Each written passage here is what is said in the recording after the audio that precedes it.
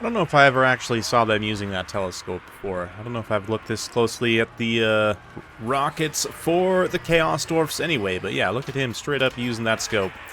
We're here in Game 2 between Solmir and Captain Telis in the Vermin League Chieftain Playoff Series, so let's take a look at what they've got. We're going to start here with Captain Telis and his Chaos Dwarfs needing this game to... needing to win this game to come back in the series.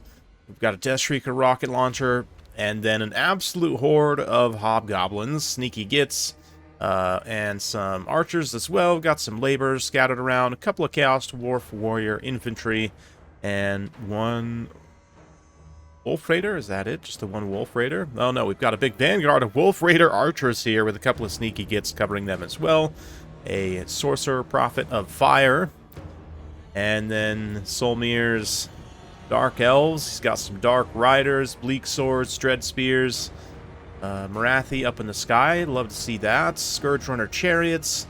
And Dark Riders along with some Cold One Knights. So definitely going to be forced to rush in here against this skirmish plus artillery build from the Chaos Dwarfs.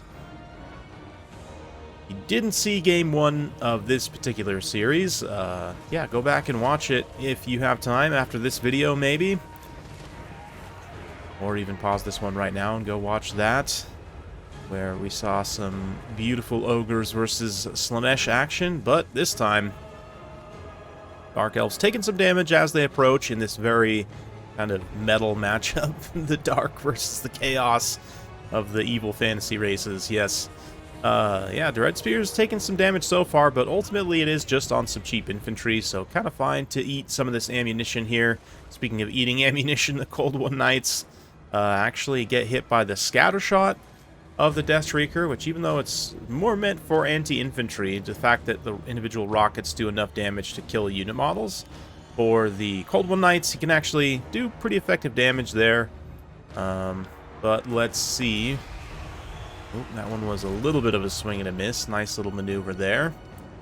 Individual rocket, of course, single shot would be best choice against these Scourge Runner Chariots, and both the Knights and the Scourge Chariots are pretty valid targets here. Marathi's going to be relatively hard to hit up in the air. Have to maybe rely on archers to get the work done against her, but she's also kind of skirmishing in, putting some Melkoth mystifying miasma. On the Oglacon's Wolf Boys in particular, they've got the extra melee stats, of course, being Regiment of Renown, relatively expensive, so tough to lose them this early on in the battlefield, but that low HP definitely being capitalized on by the Dark Elves. Probably ate some Scourge Bolts as well. But, ooh, speaking of Scourge Bolts, one of the Scourge Runner models just gets detonated by a rocket there.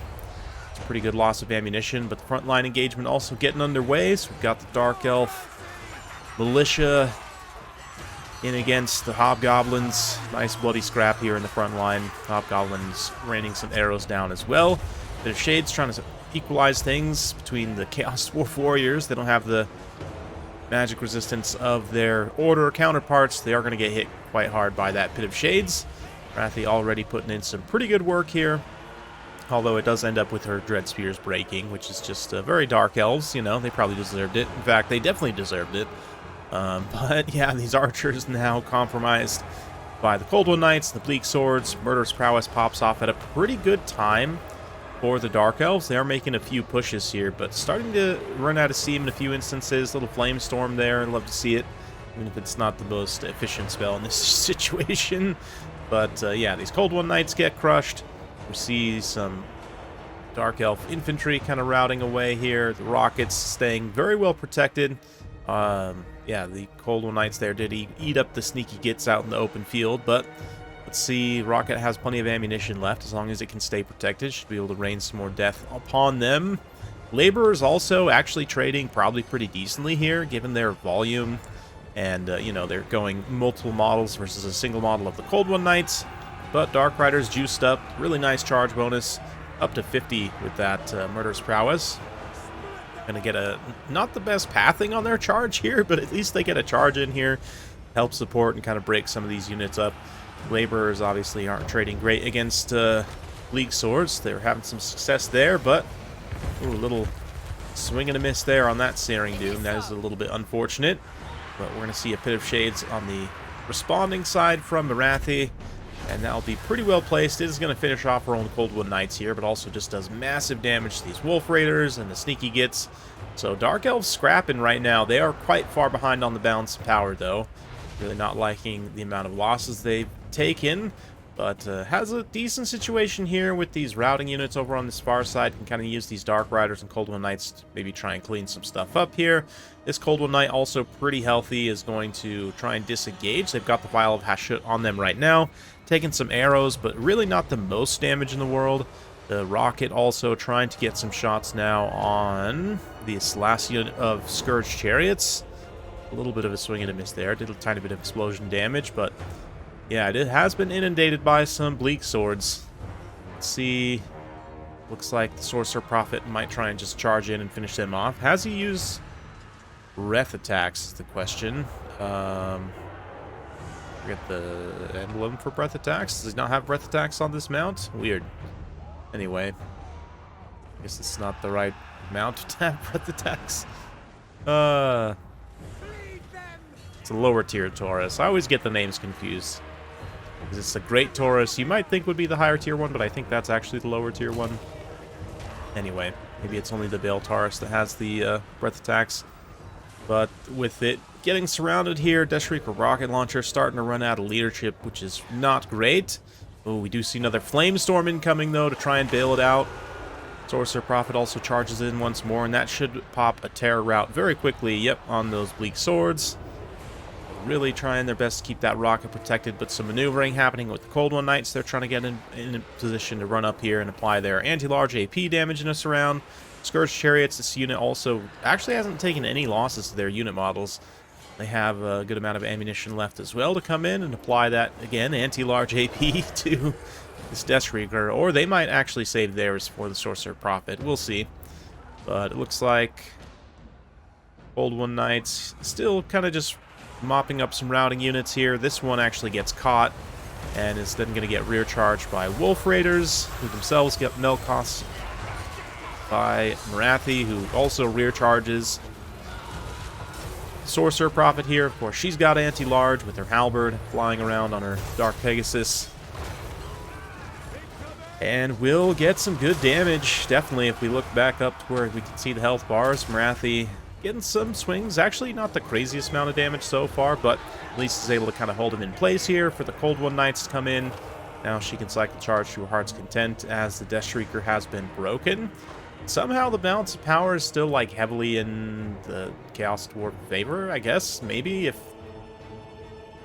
it weren't for the fact that it's mostly just the Sorcerer Prophet that's holding up that balance of power. And he is going to have some issues here trying to get away from all of this. You know, maybe if he had a, you know, like one more, even if it was metal instead of fire, Searing Doom, or, yeah, even the Bolts of Burning, you know, to be able to break that one. But instead, he just has enough for a little self-buff on the... He is getting staggered a ton, too, honestly. But yeah, that Cascading Fire Cloak, able to give himself some extra defense and weapon strength, at least temporarily, but just getting absolutely staggered, locked in a surround by those Cold One Knights, and Marathi finishes him off, and it's a victory for Solmir, and he manages to take the series 2-0. Yeah, I thought for sure Captain T-List might have had that at a couple of moments there. Solmir was looking pretty shaky, but ultimately those Cold One Knights with Marathi, like, I haven't seen a carry like that from Marathi in quite some time. It's like bringing me back to like 2018, 2019, honestly, with these kind of vibes here from Marathi. But 25,000 damage dealt, 3,000 rather, gold value damage from Marathi. Absolutely carried this game in a pretty big way. Yeah, 1,000 damage value also on some Bleak Swords is pretty crazy. Some of the Bleak Swords definitely went a little wild against the chaff here of the Chaos Dwarfs. And then, yeah, some of the Cold One Knights also 1,500, 230 kills, almost 14,000 damage dealt. Pretty good stuff from them. One Scourge Chariot gets absolutely annihilated. The other Scourge Chariot pays for itself and basically has an on-par performance for the unit. Definitely has historically been a very, very good one for Dark Elves. So, yeah, interesting build. Great execution here from Solmir. Captain T-List, you know, played it very valiantly. Had good, decent showings in both games, so no shame there. But ultimately just wasn't able to stand against the rush this time.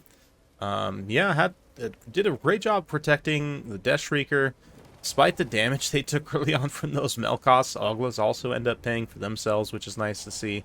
Yeah, ultimately, just had a lot of infantry here that didn't end up paying for itself, which, you know, almost was able to, but it's tough, you know, with the Chaos Dwarfs. Yeah, I'd have to kind of think through this matchup. It definitely is a pretty dynamic one because Dark Elves can kind of do some different things here.